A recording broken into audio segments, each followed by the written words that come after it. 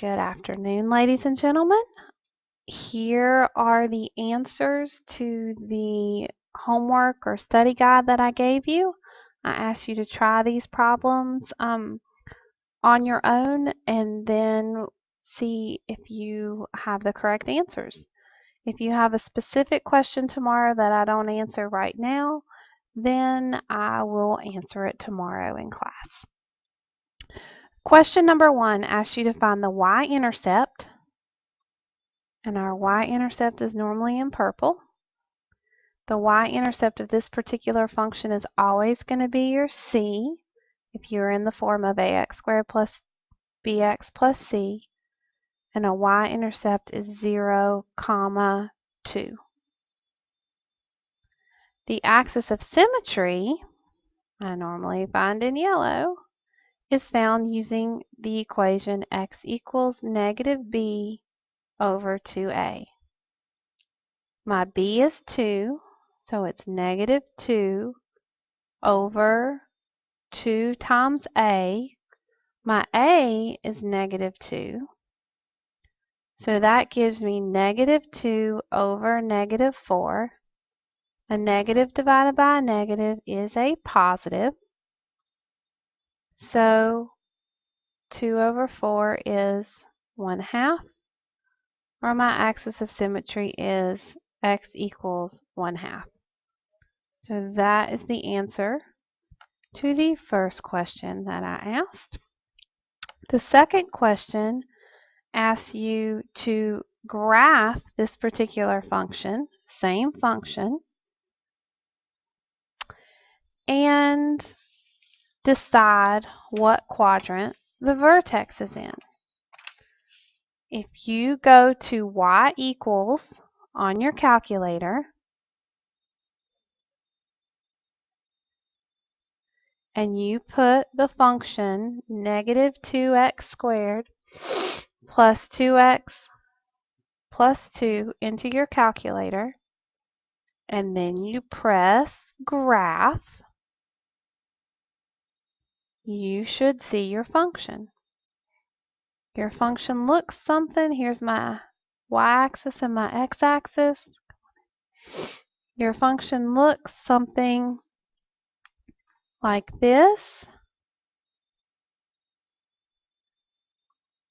Sorry, I got interrupted. So here's my function looking like this on my calculator. We should all see that our vertex is over here in quadrant 1. So the answer is, what quadrant is the vertex in? Quadrant 1. Question number 3 asks, what are the roots of the function x squared plus 5x plus 4 equals 0? Roots, solutions, x-intercepts, and zeros are all the same thing. Doesn't matter what I call them, doesn't matter what the state of North Carolina calls them, doesn't matter what Miss Peters calls them, doesn't matter what Mr. Wilson calls them. If you hear roots, solutions, x-intercepts, or zeros, we are talking about where that parabola crosses the x-axis. Now, this particular function is in the form of ax squared plus bx plus c. So it's possible for me to try my puzzle. I like to factor. You know this about me. So they add to give me 5 and they multiply to give me 4. My puzzle does work because 1 times 4 multiplies to give me 4, and 1 plus 4 adds to give me 5. Because my x squared has a coefficient of 1, I automatically know that my two binomials are x plus 1 times x plus 4. I'm going to set those equal to 0. X plus 1 equals 0, and x plus 4 equals 0. When I subtract 1 from both sides, I get x equal to negative 1, and when I subtract 4 from the other side, I get x equal to negative 4. That means This parabola is going to cross the x-axis at -1 and -4.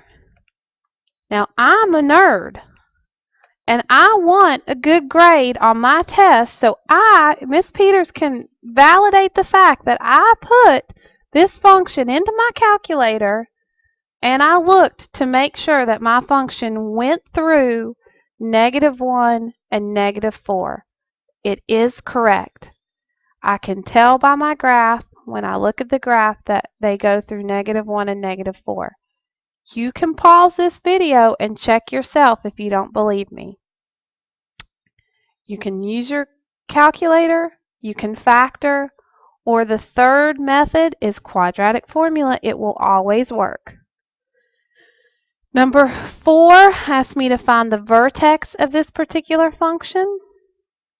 Vertex, I normally use my turquoise.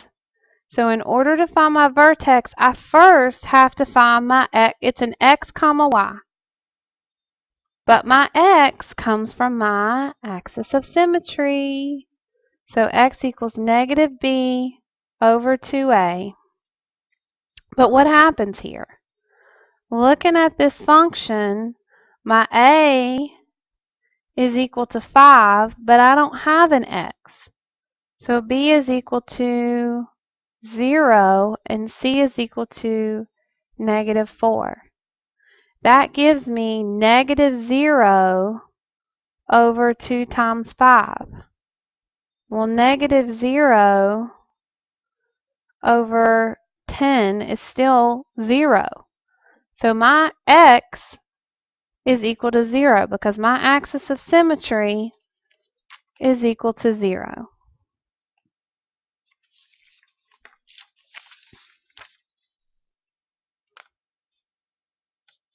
Sorry, I'm just making sure that I'm in the right spot. And I am. So my axis of symmetry has an x of 0. And to find my y, I plug in. Y equals -5x squared minus 4. If I plug a 0 in here, I get -5 times 0 squared minus 4. Well, -5 or 0 squared is 0 times -5 is 0 minus 4 is going to give me a vertex of 0, -4. And once again, I'm a math nerd. I want 100. I wanted great, wonderful grades because, like we've said in class, happy parents make happy kids. And if you have good grades, you will have happy parents. Keep that in mind. I'm correct. My vertex is at 0, -4. Some of you may have graphed this and found your minimum. That's awesome. Problem number 5 asks you to use the quadratic formula to solve for the solutions of the following function. X equals -b, -b, plus or minus root of b squared minus 4ac of b squared minus 4ac all over 2a, all over 2a. Well, it doesn't matter the variable. We know that a is equal to 1, b is equal to 28, and c is equal to -3. So I get -28 plus or minus the square root of b squared, which is 28 squared, minus 4 times 1 times -3 all over 2a, which is just 2. If I simplify this a little bit, I keep my -28 plus or minus my square root. I've got to do 28 squared in my calculator because I don't know what 28 squared is. I'm getting 784.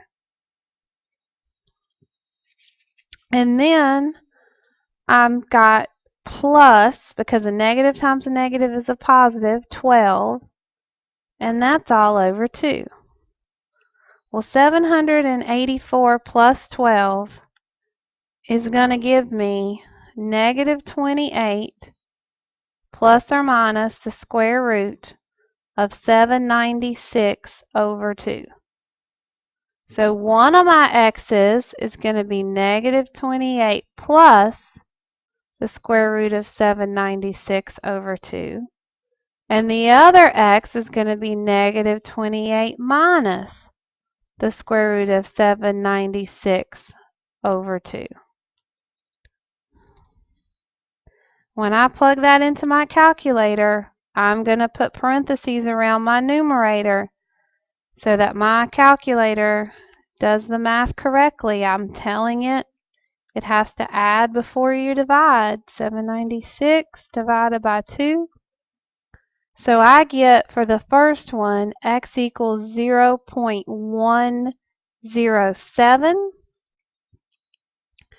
And for my second one, negative 28 minus the square root of 796 divided by 2, I get negative x equals negative 28.1.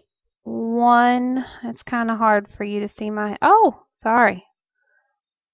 I'm going to rewrite that a little bit better. Negative 28.107. That's still a little bit hard to see, but we're going with it. So, there you go. Number 6 says, between which two integers does the root of the functions fall? Well, I'm going to put this in my calculator. X squared plus 4x plus 1. And I'm going to graph. Here's my x-axis and my y-axis. This is x. This is y. I've got negative 1, negative 2, negative 3, negative 4. And I've got 1, 2, 3. I can see that this function is going to cross at 1. It's going to come down right here. It's going to go around and then come back up this way. So, between what two integers do the roots fall? If this is negative 1 and this is 0, then one root is between negative 1 and 0.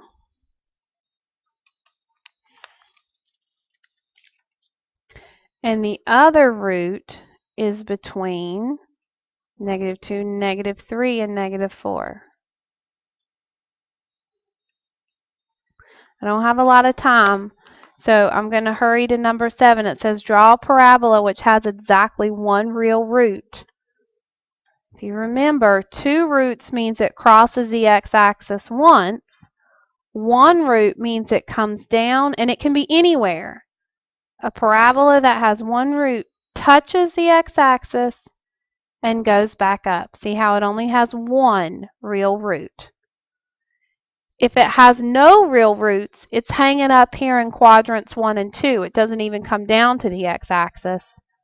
And if it has 2, then it crosses like this one, number 6, twice. If you have a specific question for me in the morning, I will answer that. Otherwise, I hope that you have a wonderful night, get some rest, and I'll see you tomorrow.